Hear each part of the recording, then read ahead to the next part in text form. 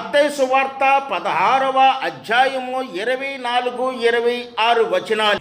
ఈ 3 వచనాల్లో ప్రభువు చెప్తున్నది ఏమిటంటే శిష్యులకు శిష్యత్వపు విలువలను నేర్పుతున్నాడు. ఒక టీచర్ ఉన్నాడంటే ఆ పాఠం చెప్పేటప్పుడు ఆ పాఠం యొక్క లక్ష్యాలేంటి, ఆ పాఠం యొక్క ఉద్దేశాలేంటి, ఆ లక్ష్యాలు ఫుల్ఫిల్ అయినప్పుడు, ఉద్దేశాలు ఫుల్ఫిల్ అయినప్పుడు ఆ విద్యార్థి ఎంత బాగా తయారవుతాడో, పాస్ అవుతాడా ఫెయిల్ అవుతాడా అనే ఉద్దేశాన్ని పెట్టుకుని ఆ ఉపాధ్యాయుడు పాఠం చెప్తాడు. ఇప్పుడు మన పరమ గురువైన యేసు ప్రభువు వాళ్ళని ఎలా చేస్తున్నాడంటే శిష్యత్వపు విలువలు తెలుసుకునే వారిలాగా చేస్తున్నాడు. ఈ టాపిక్ ఏంటంటే, ఈ ప్రసంగానికి పేరేమిటంటే ఈ 3 వచనాలకు శిష్యత్వపు విలువలు. శిష్యులందరితో ఒక విషయాన్ని చెబుతున్నాడు. ఏమని చెప్తున్నాడు చదువుదాము రండి. అప్పుడు యేసు తన శిష్యులను చూచి, ఎవడైనా నన్ను వెంబడింపగోరిన ఎడల తన్ను తాను ఉపేక్షించుకొని తన సిలువనెత్తుకొని నన్ను వెంబడింపవలెను. మీరు నన్ను వెంబడించాలనుకుంటే మీరు కొన్ని విషయాలు నేర్చుకోవాలి. వారు ఆసక్తిగా వింటున్నారు.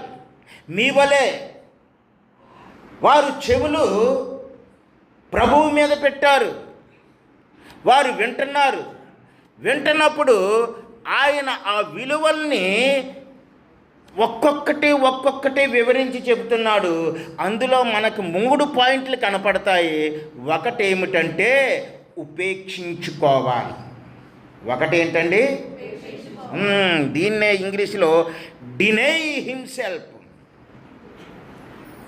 మనల్ని మనగానే ఊహించుకోకూడదు.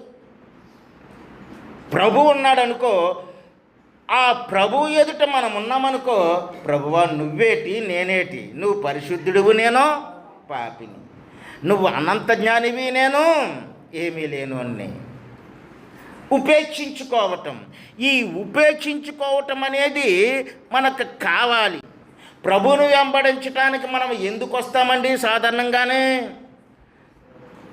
మీరందరూ కూడా ఇక్కడ సాక్ష్యాలు చెప్తారు కదా. ప్రభువును వెంబడించడానికి ఎందుకు వస్తాము? ఆశీర్వాదాల కొరకు వస్తాం. నాకు మేలు కలగాలండి, జ్వరం వచ్చింది, ప్రార్థన చేసుకుంటే జ్వరం తగ్గాలి. జబ్బు వచ్చింది, ప్రార్థన చేసుకుంటే జబ్బు పోవాలి. కష్టం వచ్చింది, నా ఇంటిలో కష్టం పోవాలంటే ప్రార్థన చేసుకోవాలి, చేసుకుంటే పోయింది.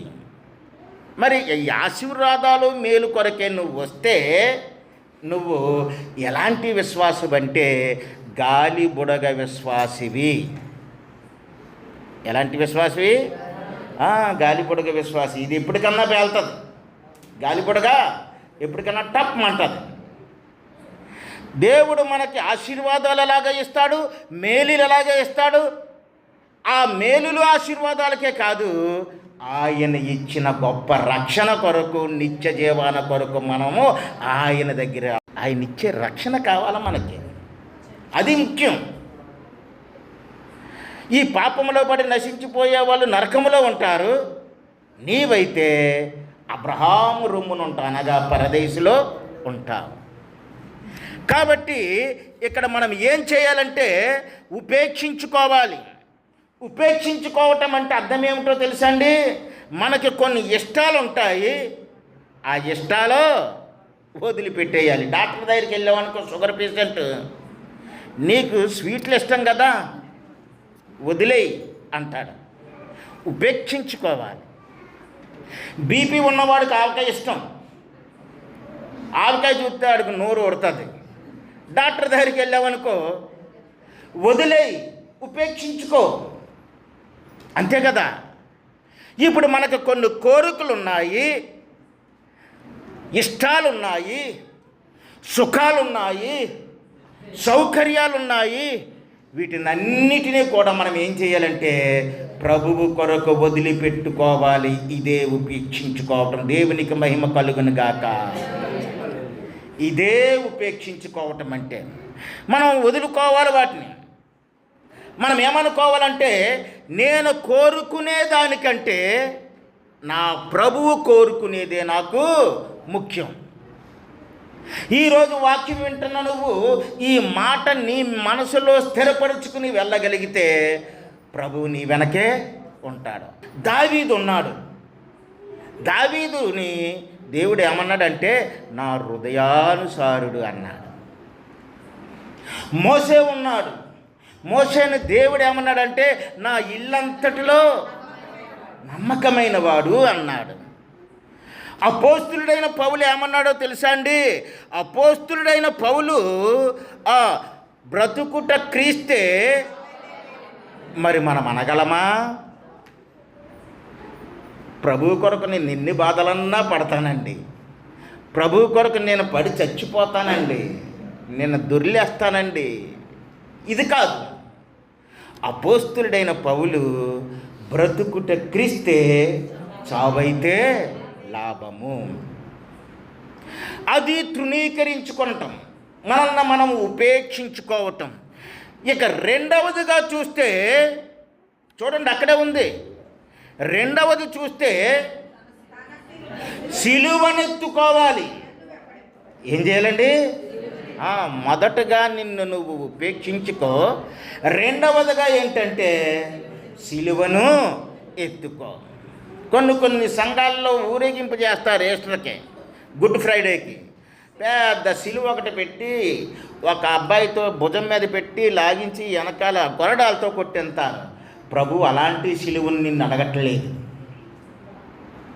కొంతమంది మెడలో సిలువ గుర్తు ఉన్న ఆభరణాలు ధరిస్తారు.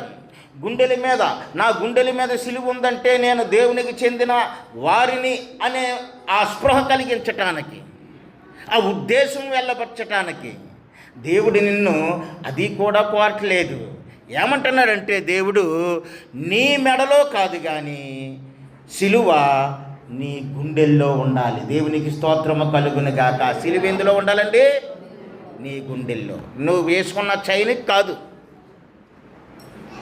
సిలువ దేంట్లో ఉండాలి? మన గుండెల్లో ఉండాలి. మరి ఆ గుండెల్లో ఉన్న ఆ సిలువ మనల్ని ఏం చేస్తుందంటే ప్రభువు యొక్క నడిపింపులోకి, ఉద్దేశాన్ని నెరవేర్చడానికి ఆ సిలువ మనకి ఎంతగానో క్రియాశీలకంగా మారిపోతుంది. ఇక్కడ చూస్తే ఆ సిలువ అంటే మనం జ్ఞాపకం చేసుకోవలసింది ఏమిటంటే అవమానము. రోమా ప్రభుత్వంలో లేదా యూదులలో సిలువకు ఉన్న విలువ ఏంటంటే అది అతి నీచమైన ఖైదీలను, రాజద్రోహులను, నరహంతకులను, దుర్మార్గులను కఠినముగా సిలువ వేసి బాహటంగా అందరూ చూస్తుండగా అవమానపరిచేది. అది సిలువ అంటే మొదట నీకు గుర్తు రావాల్సిందేంటి? అవమానము. రెండవది ఏమిటంటే సిలువ అంటే హింస. ఎంత బాధపడతారో అన్నట్టండి. మన ప్రభువు బాధపడలా? ఆ సిలువ వేస్తున్నప్పుడు, సిలువ మోస్తున్నప్పుడు ఆయన ఎంతో బాధపడ్డాడు. హింస. ఆ సిలువ మీద ఉన్నప్పుడు భయంకరమైన బాధను అనుభవిస్తారు. భయంకరమైన బాధను అనుభవిస్తారు. ఈ సిలువ కష్టాలను తెస్తుంది, మరణాన్ని తెస్తుంది. ఇవన్నీ మనకు అప్లై చేసుకుంటున్నప్పుడు ఒక క్రైస్తవుడిగా నువ్వు అవమానించబడి ఉండొచ్చు. నీ కుటుంబంలో, నీ ఇరుగు పొరుగు వారిలో, నువ్వు పనిచేస్తున్న చోట్లలో, నువ్వు వెళ్తున్న దారుల్లో నీకు అవమానం ఎదురు కావచ్చు, హింసించబడవచ్చు. మొరక్కాలో ఉన్న క్రైస్తవులని అక్కడ ఉగ్రవాదులు మహాదారుణంగా చంపేస్తున్నారండి. చిన్నపిల్లలతో సహా చంపేస్తున్నారు. ప్రపంచంలో క్రీస్తు అనే పేరు మీద ఎవరైనా ఉంటే వారిని చంపాలని సాతానుడు అనేక మంది దుర్మార్గుల్ని రేపుతున్నాడు, హింసను ప్రేరేపిస్తూ ఉన్నాడు. సిలువ అది హింసే. మన మీదకు వస్తుంది హింసే, బాధలు తీసుకొస్తుంది. ఒక్కొక్కసారి చూడండి, ఆ ఛత్తీస్గఢ్లో ఒక 16-12 కుటుంబాలు, గిరిజన కుటుంబాలు దేవుని నమ్ముకున్నాయట. దేవుని నమ్ముకుంటే ఆ ఊళ్ళో వాళ్ళంతా బుల్డోజర్ తీసుకొచ్చి వాళ్ళ ఇళ్ళని పడగొట్టేసి నిరాశ్రయం చేశారట. ప్రభుత్వం పట్టించుకోవటం లేదు, పెద్దలు పట్టించుకుంటం లేదు. ఎంత దారుణం జరుగుతుంది. బాధలను అనుభవిస్తున్నారు, ప్రభువు కొరకు సహిస్తున్నారు, ప్రభువు కొరకు నిలబడుతున్నారు, విశ్వాసంలో స్థిరులుగా ఉంటున్నారు. మరి అదే పరిస్థితి నీ దగ్గరికి వస్తే నువ్వు ఒక గంటన్నా నిలబడగలవా? ఎంత మాత్రమో నిలబడలేవు. మనము ప్రశ్నించుకోవాలి. ఇక్కడ ప్రశ్నించుకుంటే ఇక్కడ ఏమంటుందంటే కష్టాలు ఉన్నాయి, చివరికి మరణాలు కూడా ఉన్నాయి. కాబట్టి ఈ సిలువ, నీ సిలువ నువ్వు ఎత్తుకొని నన్ను రావాలి. రే శిష్యులారా, మీరు సరదా పడుతున్నారు, రొట్టెలు చేసి ఇచ్చేస్తున్నానని తినేద్దారని, చేపలు ఎలాగన్నా వెంటనే బోళ్ళు చేపలు అయిపోతున్నాయి నంచుకుని తిందారని. మీరు నా వెనక రావడానికి చాలా ఉవ్వుళ్ళు ఊరుతున్నారురా. ముందు ముందు మీకు ఉంటుంది ముసళ్ళ పండగ అని చెప్పి ఈ పాఠాన్ని వారికి నేర్పుతున్నాడు. ఏ పాఠమో? సిలువంటే హింస, సిలువంటే బాధ, సిలువంటే కష్టము, సిలువంటే ఆ మరణము అని నేర్పుతున్నాడు ఆయన. నేర్పుతున్నప్పుడు ఆ నేర్చుకున్న శిష్యులు వారు హృదయంలో ఇంకా స్థిరత్వాన్ని ఏర్పరచుకుంటున్నారు. అలాంటి శిష్యుడే అపోస్తలుడైన పౌలు. గలతీయులకు రాసిన పత్రికలో 5వ అధ్యాయము 24వ వచనములో పౌలు ఏమంటున్నాడో ఒకసారి చూద్దామండి. క్రీస్తు యేసు సంబంధులు శరీరమును దాని ఇచ్చలతోనూ దురాశలతోనూ సిలువ వేసి ఉన్నారు. మనం ఎవరి సంబంధులమండి? పౌలే చెప్పాడు కదా దానికి ఆన్సర్. క్రీస్తు యేసు సంబంధులము. క్రీస్తు యేసు సంబంధులు. ఈ శరీరము ఎంత సాతాను ఈ శరీరమును ఎంత ప్రేరేపించినా, ఈ శరీరమునకు ఎంత టెంప్టేషన్ పెట్టినా, ఈ శరీరమును ఎంత బాధ పెట్టినా వాడు దేని ద్వారా బాధ పెడతాడటండి? చెలరేగే కోరికలు పెడతాడట వాడు, దురాశలు పెడతాడట. ఈ కోరికల్ని, ఈ దురాశల్ని ప్రభువు ఎలాగైతే సిలువ మీద కొట్టేశాడో, మనవన్నీ కొట్టేశాడు ఆయన. కొట్టేసిన తర్వాత ఇంకా అవి చనిపోయినట్టే కదా, బయటికి రావు.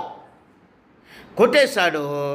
మరి వాటిని కూడా మనము నిత్య జీవితంలో ప్రతిరోజు సిలువ వేయాలి. నీ హృదయంలో చెడ్డ తలంపు వచ్చిందనుకో, దాన్ని గబగబా తీసుకెళ్ళి దేనికి కొట్టాలా? సిలువకు కొట్టాలి. చెడ్డ ఆలోచన పుడితే సిలువకు కొట్టాలి. నీ ప్రవర్తన చెడుగా ఉంటే సిలువకు కొట్టాలి. కాబట్టి సిలువ వేయాలి. మనం ఏం చేయాలి? శిష్యత్వపు విలువల్లో 3 ఉన్నాయి. ఒకటి ఏమిటంటే ఉపేక్షించుకోవటము, రెండవది ఏమిటంటే సిలువను ఎత్తుకోవటము, మూడవది ఏమిటంటే వెంబడించటము. మూడవది ఏంటి? వెంబడించటం. వెంబడించటం అనేది చాలా కష్టం. వెంబడించటం అనేది ప్రభువారు పిలిచిన ప్రతి వారు కూడా ఆయన్ని వెంబడించారు. వాళ్ళు దోన్లో వల్ల బాగు చేసుకుంటున్నారు. రండ్రా బాబు, మిమ్మల్ని చేపలు పట్టడానికి కాదు, ఇంకో పని అప్పగించేస్తానన్నాడు. వచ్చేసారు వాళ్ళు. మత్తయి ట్యాక్స్ వసూలు చేసుకుంటున్నాడు. మత్తయిని పిలిచినప్పుడు ఆ మూట ఎన్ని హ్యాండవర్ చేసి వాళ్ళకు వచ్చేసాడు వెంబడించటానికి. మనల్నే కూడా ప్రభు అంటున్నాడు, మీరు అదే రీతిగా సమస్తమును వదిలిపెట్టి నన్ను వెంబడించాలి.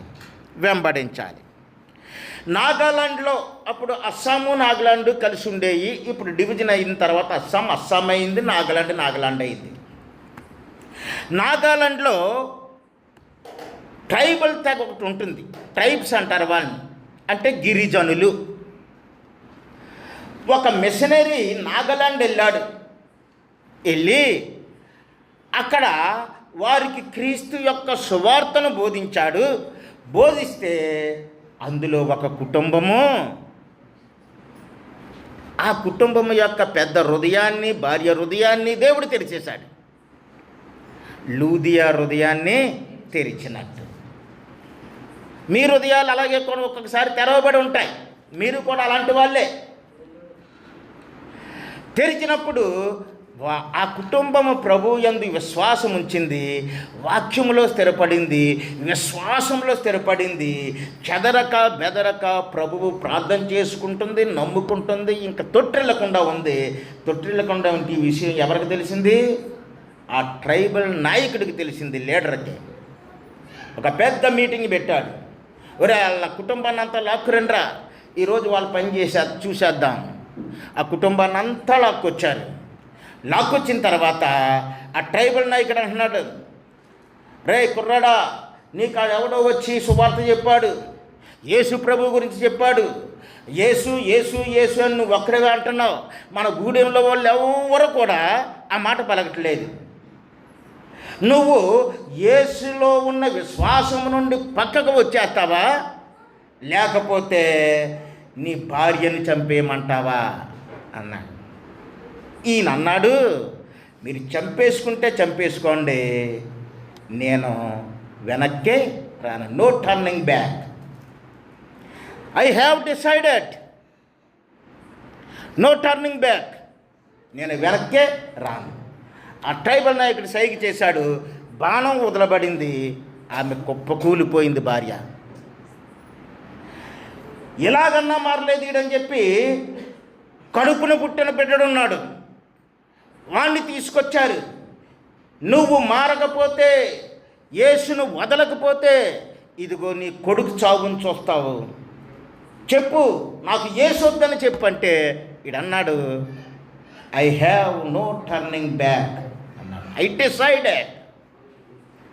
నేను నిర్ణయించేసుకున్నాను. ఆ విశ్వాసం గొప్పది. నేను నిర్ణయించేసుకున్నాను, నా కొడుకు పోయినా నాకు యేసే కావాలి.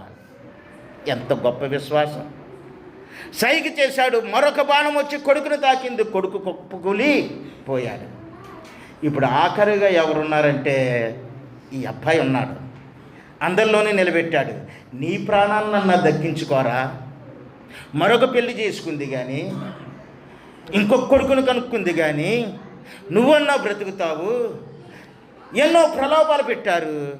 ఈయనన్నాడు, నేను డిసైడ్ అయిపోయాను, నేను వెనక్కి తిరిగి చూడండి, నా ప్రభువే నాకు కావాలి.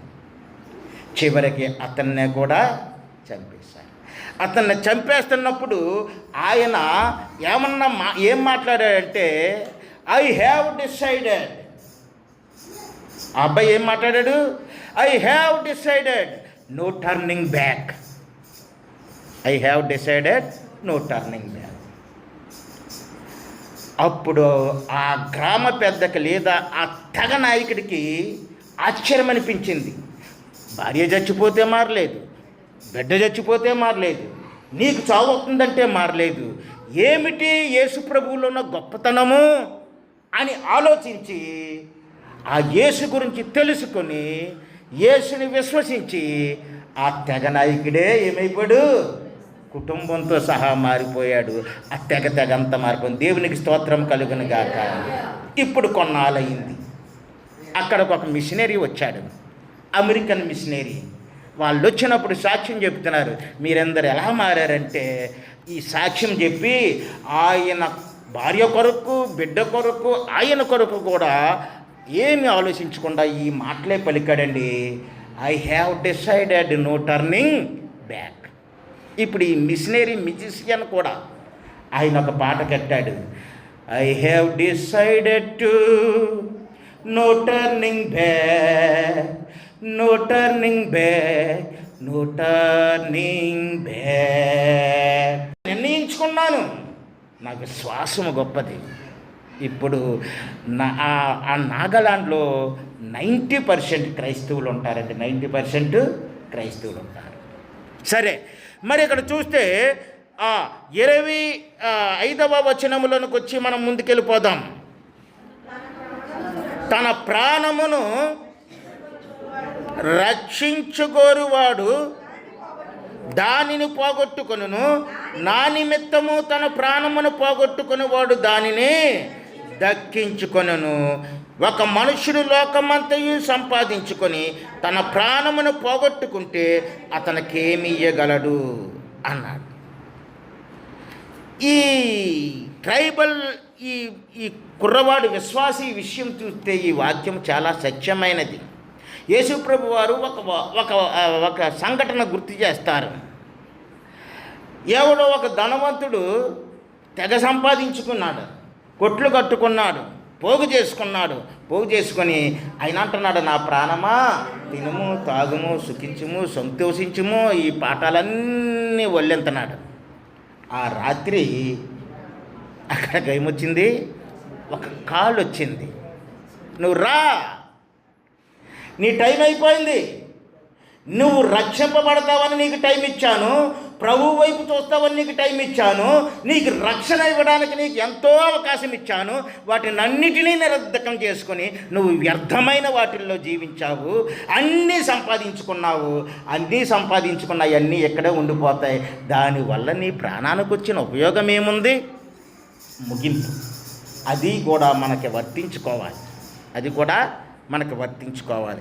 కాబట్టి మనము అన్నిటికంటే ముఖ్యముగా ఏం చేయాలంటే సిలువను ముఖ్యంగా ఉపేక్షించుకోవాలి, సిలువను ఎత్తుకోవాలి, ఆయన్ని వెంబడించాలి. పౌలు ఎలా వెంబడించాడో చూడండి. అపోస్తలుల కార్యాలు 20వ అధ్యాయము 24వ వచనములో ఒక చిన్న భాగం ఉంటుందండి.